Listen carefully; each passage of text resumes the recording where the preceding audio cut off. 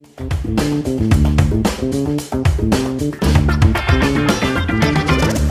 kan Mbak Zoya ada bilang katanya kalau misalkan di umur 15 hingga 18 tahun itu tuh cowok atau cewek itu lagi apa ya, lagi nafsu-nafsunya nih. Nah, gimana kan itu kan 15 sampai 18 itu umur-umur SMA ya, Mbak, dimana juga SMA dan awal-awal kuliah ya. kuliah, iya.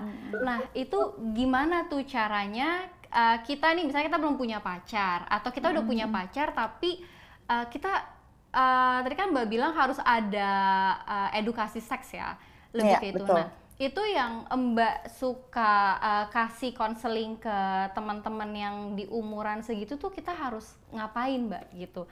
Selain ya tadi yang kata Mbak masturbasi atau apa, mungkin ada nggak sih cara kita untuk mencegah untuk nggak selalu ke sana gitu, Mbak? Karena kan nggak baik juga ya, Mbak ya, setahu saya untuk kesehatan Iya, kalau keseringan juga kan ya, Mbak ya? iya betul. Iya nggak? Jadi gini, sebenarnya mencegah untuk nggak selalu ke sana sih itu agak sulit ya Mbak, karena nafsu, gairah itu adalah hal yang sangat alami gitu kita miliki. Tapi kita harus acceptance dulu, kita harus bisa menerima kenyataan bahwa kita juga adalah makhluk seksual. Ya, ketika kamu sudah mimpi basah, ketika kamu sudah menstruasi, kamu akan tertarik gitu kepada orang lain, kepada individu lain, dan itu adalah hal yang normal gitu terjadi. Nah, apa yang harus kamu lakukan ketika gairah itu ada? Satu, itu harus didiskusikan. Ya, kalau kamu memang mencintai pasangan kamu, kalau kamu menyukai dia gitu ya, kamu harus membahas mengenai ekspektasi dan ekspresi seksualnya. Yang gitu ya, kok kalau ngeliatin kamu tuh aku nggak tahan banget ya, aku tuh kepengen ini, kepengen itu gitu ya, gimana ya gitu ya caranya supaya kita nih bisa, jadi bisanya ngejaga bareng gitu loh. Kayak misalnya gini ya, ini sesimpel ini aja, aku selalu bilang sama anakku kebetulan umur 17 tahun gitu ya, itu lagi lucu-lucunya gitu. Aku bilang sama anakku yang perempuan gini, anakku kebetulan perempuan, kalau aku lagi ngobrol sama teman-temannya dia baik yang laki-laki ataupun perempuan, aku bilang, nanti kalau kamu misalnya pacaran ya, apalagi kalau kamu sayang banget sama pacar kamu, usahain kalau kamu laki-laki dan perempuan jangan pernah si cowok ini mangku ceweknya. Terus pada nanya, kenapa tante? Kayak gitu ya, kok pangku-pangkuan nggak boleh tante? Iya karena gini, buat cewek di pangku itu ya mungkin ya lucu, ya seru, ya mesra, ya fun. Buat cowok itu nafsu, gitu ya. Cowok itu kan punya sekali lagi konstruk seksual yang berbeda gitu ya dengan perempuan. Jadi ketika si cowok di pangku gitu ya, buat dia kan jadi nafsu ya, kesenggol nafsu. Gini, laki-laki ya secara alamiah pada seseorang yang dia nggak suka aja dia bisa horny, dia bisa terangsang. Apalagi sama yang dia suka gitu loh logikanya. Ya. Jadi cara menjaganya tuh seperti itu. Bukan, oh si perempuan pakaiannya mesti sopan, mesti begini, mesti begitu. Oh nggak bisa, itu membatasi. Kalau saya tidak setuju. Saya juga punya anak perempuan, buat saya anak perempuan saya harus menggunakan pakaian sesuai dengan tempatnya. Ya, dia mau pakaian apa yang dia rasa nyaman dan cocok pada tempatnya, saya serahkan sama dia gitu ya. Tapi gitu ya, yang harus dijaga adalah laki-laki gitu. Kalau misalnya laki-laki nggak bisa menyalahkan perempuan, iya saya pengen nyolek dia, abis dia seksi sih, ya kalau dia pakai karung goni juga dia seksi, masa dia boleh colek gitu ya, nggak boleh gitu ya. Jadi saya tidak mengatakan iya kepada pelecehan seksual gitu ya.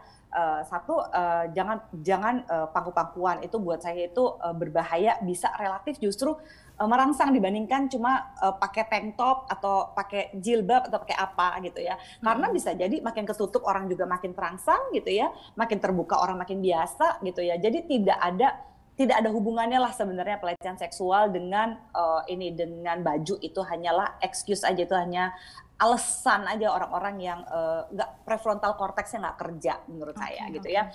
Nah kedua, saya suka bilang sama anak saya, nah kalau misalnya itu pelukan gitu ya, hati-hatilah sama pelukan, saya bilang begitu ya. Pelukan dari belakang apalagi gitu ya. Kenapa Mi? Iya buat kamu kan itu mesra, romantis. Tapi ketika pelukan dari belakang ya, pinggul kamu gitu ya, pantat kamu nyenggol gitu, daerah kelaminnya si laki, ya dia pasti akan langsung turn on gitu ya. Itu agak susah sekali gitu pada usia-usia seperti ini, aku bilang kayak gitu. Jadi jaga, please jangan pangku-pangkuan, please jangan kesenggol kayak begitu, apalagi kalau misalnya ya kayak meluk dengan sengaja gitu. Buat saya itu lebih hati-hati sih sebaiknya gitu kan, satu itu.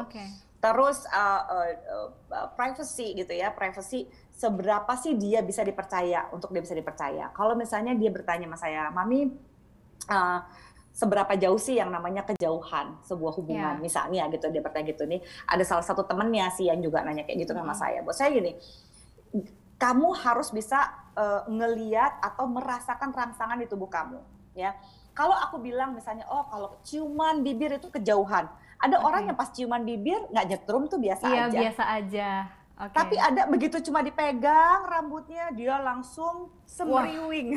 oke oke oke. Ya, namanya juga orang kalau lagi jatuh cinta, kadang-kadang ngelihat motornya aja, wah itu motornya dia tuh gitu ya, langsung deg-degan. Terus kayaknya setiap hari kayak ada gantungan baju di bibirnya, pengen nyengir terus gitu Mhm ya. mhm mhm. Baru apa namanya kesenggol sedikit gitu ya, udah kayak orang kesetrum gitu. Jadi di mana atau apapun tindakan, perilaku, sentuhan yang membuat kamu sangat-sangat terangsang kalau kamu nggak pengen kebablasan, stop sampai di situ.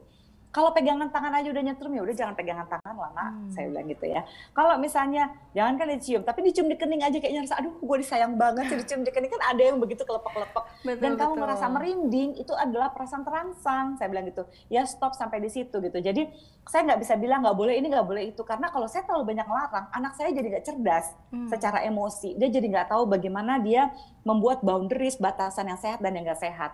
Saya bilang percaya pada perasaan kamu. Kalau kamu ya dipaksa melakukan sesuatu, sepele sekalipun oleh Mmm. orang lain, misalnya, halo Phoebe, misal anak saya namanya Phoebe, Oke. saya cuma cium pipi kamu doang kok, saya kan cuma megang tangan kamu.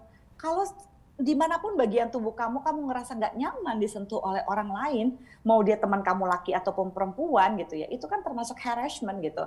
So Oke. itulah batasan kamu, itu yang harus kamu katakan gitu, apalagi kepada pacar kamu. Mmm. Ya, mungkin pegangan tangan aku hari ini mau, tapi kalau besok aku lagi nggak mau pegangan tangan gitu ya jangan dipaksa gitu kan ya. Mmm. Apalagi misalnya ciuman pipi gitu ya, itu adalah hal-hal yang sebenarnya melanggar. Seperti kayak dia nanya, Mami tahu dari mana kalau orang ini ngelecehin Mami? Aku bilang itu misalnya pelecehan yang paling tipis itu adalah unwanted sexual attention. Kayak misalnya Oke. gini, kalau saya bilang sama anak saya paling menurut Mami ya yang paling kurang ajar itu adalah ketika orang bilang, aduh Mbak Zoya ini banget ya MILF banget, itu Mmm. kan pasti kebanyakan film porno kan ya, mother Iya. I like to F gitu ya. Mmm. Uh, Buat saya itu adalah pelecehan seksual. Kenapa? Karena itu adalah fantasi Anda gitu. Ketika ada Oke. orang yang berbagi fantasinya kepada saya dan saya tidak menginginkan itu, kan saya tidak ingin, maksudnya gini, kalau Anda mau ngebayangin saya dalam bentuk apapun itu bukan urusan saya gitu. Iya. Itu adalah hal pribadi Anda yang Anda harusnya simpen. Tapi Oke. ketika Anda berbagi kepada saya, menceritakan fantasi Anda tentang saya gitu ya, dan saya tidak menginginkan itu, saya tidak pernah memintanya, itu adalah pelecehan seksual. Itu Oke. adalah hal yang paling simpel sih saya ajarkan pada anak saya. Mhm. Konsensual kayak begini akan membantu orang yang nafsuan ya belajar mengenai social skill. Hati-hati, para seks predator kebanyakan pada saat dia nafsuan itu tidak ada orang tua atau mungkin pacar atau orang yang dia taksir yang mengajarkan mengenai social skill untuk Oke. kita memang boleh punya nafsu, tapi kita nggak boleh ngekspresiin dengan cara kayak begini, gitu. Kita kelola. Aduh sorry ya, aku kok jadi nafsuan kayak gini. Ya udah Mmm. deh gitu. Kalau aku lagi nafsuan kayak gini, kita nggak ketemu dulu deh. Aku tahan dulu. Aku Oke. mandi air dingin dulu kek, mandi es batu dulu kek, gitu ya. Terserah gitu ya. Tapi aku akan coba dealing itu bahwa ayo tenang gitu ya. Aku mesti kelola bahwa aku nggak boleh begini sama orang yang aku suka, sama orang yang aku sayang dan sebagainya.